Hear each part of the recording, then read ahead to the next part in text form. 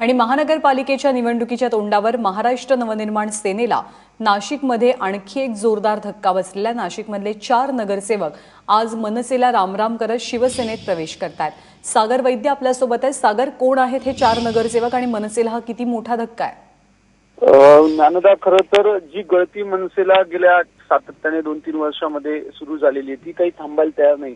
आणि ऐन महानगरपालिकेच्या निवडणुकीत आता शहरातल्या वेगवेगळ्या भागातले 4 नगरसेवक जे आहेत त्यांनी शिवसेनेमध्ये प्रवेश केलेला आहे.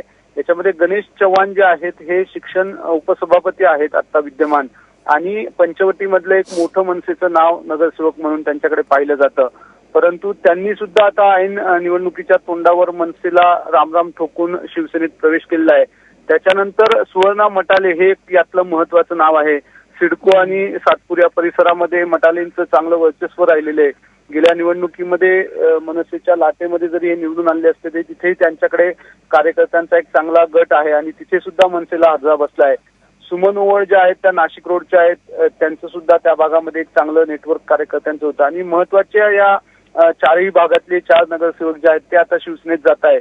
आणि धक्कादायक म्हणजे जी संख्या जवळजवळ 40 होती नगरसेवकांची गेल्या निवडणुकीत मनसेची, ती आता अवघी 15 पर्यंत येऊन ठेपली आहे. गेल्या 4 वर्षामध्ये मनसेचे हळूहळू करत 25 नगरसेवक जे आहेत ते पक्षाला सोडून गेलेले आहेत. त्याच्यामुळे आगामी निवडणुकीला सामोरं जाताना मनसेला हा फार मोठा धक्का मानला जातो. सागर, धन्यवाद या सगळ्या माहितीबद्दल.